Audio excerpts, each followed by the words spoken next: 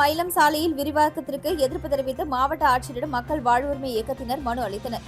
மேலும் இலவச மனைப்பட்டா வழங்குவதுடன் வீடுகளை அகற்ற கால அவகாசம் வழங்க வேண்டும் என்றும் கோரிக்கை விடுத்துள்ளனர்.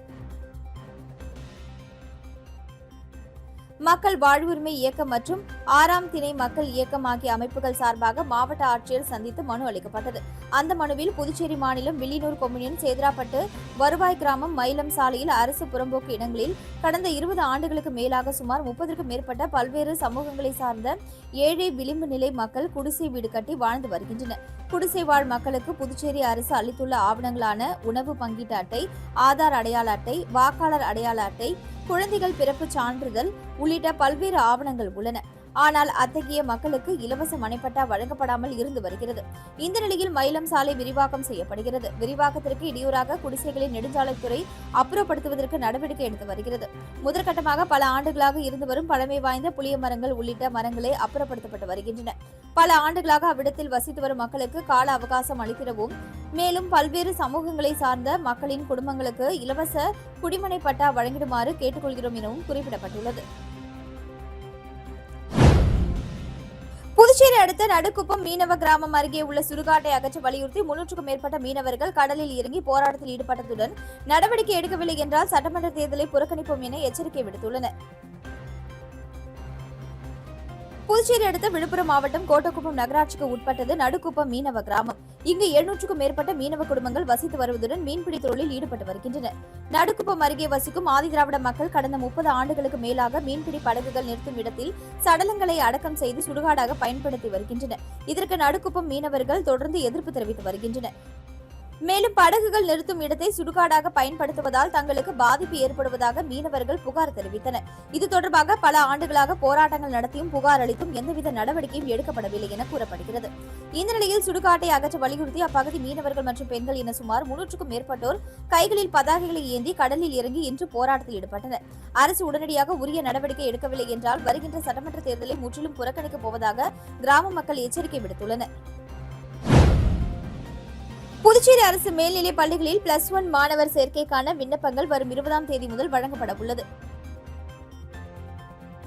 இதுகுறித்து பள்ளி கல்வி இயக்கக இணை இயக்குநர் சிவகாமி வெளியிட்டுள்ள செய்திக்குறிப்பில், புதுச்சேரி பகுதிகளில் உள்ள அரசு மேல்நிலை பள்ளிகளில் 2026-27ஆம் கல்வியாண்டிற்கான +1 மாணவர் சேர்க்கை துவங்க உள்ளது.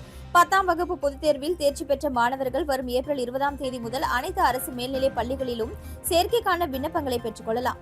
மாணவர்கள் தாங்கள் சேர விரும்பும் பள்ளிகளிலேயே விண்ணப்பங்களை பெற்று அதனை பூர்த்தி செய்து அந்த பள்ளிகளிலேயே சமர்ப்பிக்க வேண்டும்.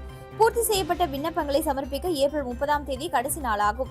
மாணவர் சேர்க்கைக்கான வழிமுறைகள் மற்றும் விதிமுறைகள் குறித்த விரிவான அறிவுறுத்தல்கள் அந்தந்த பள்ளிகளிலேயே வழங்கப்படும். மேலும் அரசு உதவி பெறும் மற்றும் தனியார் பள்ளி மாணவர்களுக்கு சம்பந்தப்பட்ட மாநில கல்வி வாரியங்களின் தேர்வு முடிவுகள் அறிவிக்கப்பட்ட பிறகு அதன் அடிப்படையில் மாணவர் சேர்க்கை குறித்த அறிவிப்பு தனியாக வெளியிடப்படும் எனவும் குறிப்பிடப்பட்டுள்ளது. நெட்டப்பாக்கம் திரௌபதி அம்மன் ஆலயத்தில் தீமிதி திருவிழா சிறப்பான முறையில் நடைபெற்றது. புதுவை மாநிலம் நெட்டப்பாக்கத்தில் எழுந்தருளி உள்ள பாண்டுரங்கன் திரௌபதி அம்மன் ஆலயத்தில் நடைபெற்ற தீமிதி திருவிழாவில் பக்தர்கள் தீமிதித்து தங்களது நேர்த்திக் கடனை செலுத்தினர். மேலும் பிடாரி அம்மனுக்கு சாகை வார்த்தல் விழாவும் ஐயனாரப்பனுக்கு ஊரணி பொங்கல் வைத்தல் நிகழ்ச்சியும் சிறப்பான முறையில் நடைபெற்றது. தொடர்ந்து அர்ஜுனன் திரௌபதி அம்மன் திருக்கல்யாணம் நடைபெற்றது. பின்னர் அரவான் கடவலி, கோட்டை அடித்தல் ஆகியவை நடைபெற்றது. முக்கிய நிகழ்வாக பூங்கரகம் புறப்பாடு நடைபெற்ற தீமிதி திருவிழா நடைபெற்றது. இரவு கிருஷ்ணன், அர்ஜுனன், திரௌபதி அம்மன் சிறப்பு அலங்காரத்தில் ஜோடிக்கப்பட்ட வீதி உலா நடைபெற்றது. மறுநாள் விழாவில் கலந்து கொண்ட அனைவருக்கும் அன்னதானம் வழங்கப்பட்டது. விழாவிற்கான ஏற்பாடுகளை கோயில் அறங்காவல் குழுவினர் மற்றும் பொதுமக்கள் செய்திருந்தனர். பார்லிமென்டில் அனல் பறந்த காரசாரமான விவாதத்தை முதல்வர் ரங்கசாமி வாட்ச் கடையில் பார்த்தார். மகளிர் இட ஒதுக்கீடு சட்டத்தை நிறைவேற்றும் நோக்கில் சிறப்பு பார்லிமென்ட் கூட்டத்தொடர் நேற்று முன்தினம் முதல் நடைபெற்று வருகிறது. நேற்றைய விவாதத்தில் மத்திய உள்துறை அமைச்சர் அமித்ஷாவின் முழு பார்லிமென்ட் பேச்சினை முதல்வர் ரங்கசாமி நேரு வீதியில் வாட்ச் கடையில் இருந்தவாறு கூர்ந்து கவனித்தார்.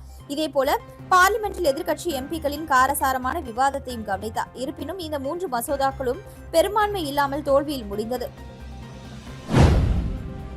மின் நுகர்வோர்கள் தங்களது கட்டண பாக்கியை இறுதி தேதிக்குள் செலுத்தி மின் இணைப்பை துண்டிப்பு நடவடிக்கையை தவிர்க்குமாறு மின்துறை கேட்டுக் கொண்டுள்ளது. இதுகுறித்து புதுச்சேரி மின்துறை செயற்பொறியாளர் வெளியிட்டுள்ள செய்திக்குறிப்பில், மின்துறை கிராமம் வடக்கு கோட்டத்திற்கு கீழ் இயங்கும் வில்லியனூர், பூமியான்பேட், லாஸ்பேட், கோரிமேடு, அசோக் நகர், முத்திரையார்பாளையம், காலாப்பட்டு, ராமநாதபுரம், சேதராப்பட்டு, திருக்கனூர், காட்டேரிக்குப்பம் ஆகிய இயக்குதல் மற்றும் பராமரித்தலும் பிரிவு அலுவலகத்திற்கு உட்பட்ட மின் நுகர்வோர்கள் தங்களுடைய மின் கட்டண பாக்கியை பட்டியலில் உள்ள இறுதி தேதிக்குள் செலுத்தி மின் துண்டிப்பை தவிர்க்குமாறு கேட்டுக் கொள்ளப்படுகிறது. மின் இணைப்பு துண்டித்த பிறகு நிலுவைத் தொகை முழுவதையும் செலுத்திய பிறகே மறு மின் இணைப்பு வழங்கப்படும். துண்டிக்கப்பட்ட மின் இணைப்புக்கு அருகில் அல்லது அந்த இடத்தில் இருக்கும் வேறு ஏதேனும் மின் இணைப்பில் இருந்து மின்சாரம் எடுத்தால் அந்த இணைப்பையும் எந்தவித முன் அறிவிப்புமின்றி துண்டிக்கப்படும் என குறிப்பிடப்பட்டுள்ளது.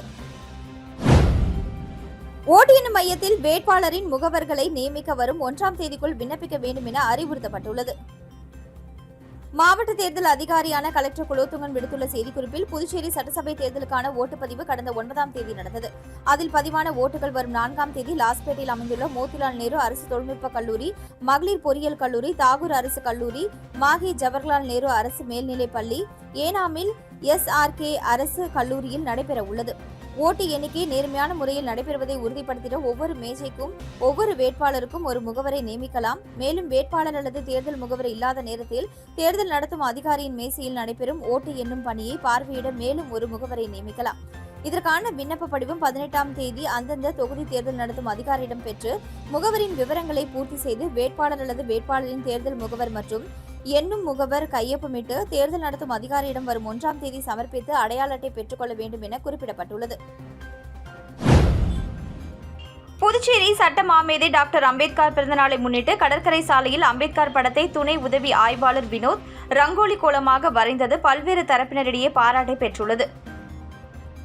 சட்ட மாமேதை டாக்டர் அம்பேத்கரின் 135வது பிறந்தநாள் விழா நாடு முழுவதும் கொண்டாடப்பட்டது. இந்த நிலையில் புதுச்சேரி காவல்துறை தலைமையகத்தில் துணை உதவி ஆய்வாளராக பணியாற்றி வரும் வினோத் என்பவர் கடற்கரை சாலையில் 12 அடி நீளம் 8 அடி அகலத்தில் அம்பேத்கர் திருவுருவ படத்தை ரங்கோலி கோலமாக வரைந்து அசத்தியுள்ளார். இதனை கடற்கரைக்கு வந்த சுற்றுலா பயணிகள், பொதுமக்கள் ஆர்வமுடன் பார்த்து ரசித்து உதவி ஆய்வாளர் வினோத்தை வெகுவாக பாராட்டினர். மேலும் காவல்துறை உயர் அதிகாரிகள் பாராட்டு தெரிவித்து வருகின்றனர். மேலும் இதற்கு முன்னதாக மறைந்த முன்னாள் ஜனாதிபதி அப்துல் கலாம், கர்ம வீரர் காமராஜர், நடிகர் அஜித், கிரிக்கெட் வீரர் ரோஹித் சர்மா உள்ளிட்ட பிரபலமானவர்களின் ரங்கோலி கோலங்களை உதவி ஆய்வாளர் வினோத் வரைந்தது குறிப்பிடத்தக்கது. தற்பொழுது வினோத் வரைந்த இந்த கோலத்தின் புகைப்படங்கள், வீடியோக்கள் சமூக வலைதளங்களில் வைரலாகி வருகிறது. ஓய்வூதியதாரர்கள் மே 29ஆம் தேதிக்குள் வாழ்வாதார உறுதிச் சான்றிதழை சமர்ப்பிக்க வேண்டும் என கணக்கு மற்றும் கருவூல இயக்ககம் தெரிவித்துள்ளது. புதுச்சேரி அரசு கணக்கு மற்றும் கருவூல இயக்கக செய்திக்குறிப்பில், புதுச்சேரி அரசு கருவூல அலுவலகங்களின் வாயிலாக ஓய்வூதியம் பெறும் ஓய்வூதியதாரர்கள் மற்றும் குடும்ப ஓய்வூதியதாரர்களின் 2026-2027 ஆண்டிற்கான வாழ்வாதார உறுதிச் சான்றிதழை வரும் 29ஆம் தேதிக்கு சமர்ப்பிக்க வேண்டும். கருவூலத்திற்கு நேரில் வந்தும் அல்லது முறைப்படி அரசிதழ் பதிவு பெற்ற அதிகாரி அளித்த சான்றிதழ்கள் மூலமாகவும் அல்லது இந்திய அரசின் ஜீவன் பிரமான் என்ற வலைதளம் மூலமாகவும் அல்லது தபால் அலுவலகத்தின் வாசற்படி சேவையை பயன்படுத்தியும் பதிவு செய்யலாம். அது மட்டுமின்றி ஓய்வூதியதாரர்கள், குடும்ப ஓய்வூதியதாரர்கள் கருவூல அலுவலகத்திற்கு நேரில் செல்ல வேண்டிய தேவையை நீக்கி மொபைல் சாதனங்களில் ஆதார் அடிப்படையிலான முக அங்கீகாரத்தை பயன்படுத்தி தங்களின் வருடாந்திர டிஜிட்டல் ஆயுள் சான்றிதழை பாதுகாக்க சமர்ப்பிக்க ஜீவன் பிரமான் மொபைல் செயலி வழியாக பதிவு செய்து கொள்ளும் வாய்ப்பையும் பயன்படுத்திக் கொள்ளவும் என குறிப்பிடப்பட்டுள்ளது.